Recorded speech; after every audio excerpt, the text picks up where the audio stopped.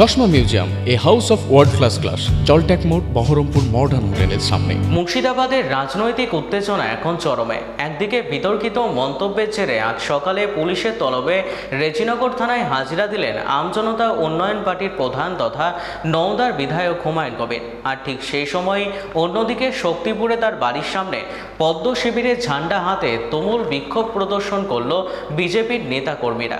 বিধায়কের গ্রেপ্তারির দাবিতে স্লোগানে কেঁপে ওঠে এলাকা। পরিস্থিতি নিয়ন্ত্রণে আনতে শক্তিপুর থানার পুলিশকে পরিস্থিতি আয়ত্তে আনতে হয়। 26/6/2026 কাশীপুরে একটা সভা থেকে সম্মানীয় বিধায়ক হুমায়ুন কবির মহাশয় উনি যে বিবৃতি দিয়েছিলেন তার আমরা ঘোরতর আপত্তি জানাই এবং বিরোধ করি। সেই বিরোধের জন্য উনি যেটা বলেছিলেন যে বিজেপির পতাকা টানানোর লোক পাওয়া যাবে না, উনি বলেছিলেন যে এমন সাটা ভাঙা মার দেবো, এই কথাগুলো বিধায়ক সুলভ কথা না। এর আমরা তীব্র প্রতিবাদ এবং ধিক্কার জানাই।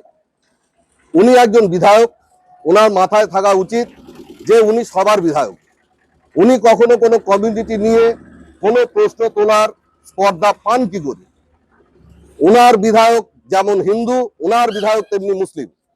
উনি আজকে ভয় পেয়েছেন, তাই উনি কিন্তু সবসময়তেই উনি এই ধরনের তাস খেলেন। একটা সম্প্রদায়ের মানুষকে উস্কানি দেন, উস্কানি দেওয়ার পর তারা ক্ষতিগ্রস্ত হয়, তাদের পাশেও উনি দাঁড়ান না। এই ধরনের বিবৃতি যেন উনি না দেন। এই সরকার পুরাতন সরকারের মতো নপুংসক না। এই সরকার সমানে উনি যদি এই ধরনের আচরণ করেন, তার প্রশাসনিক যা ব্যবস্থা নেওয়ার প্রশাসন তার ব্যবস্থা নেবে।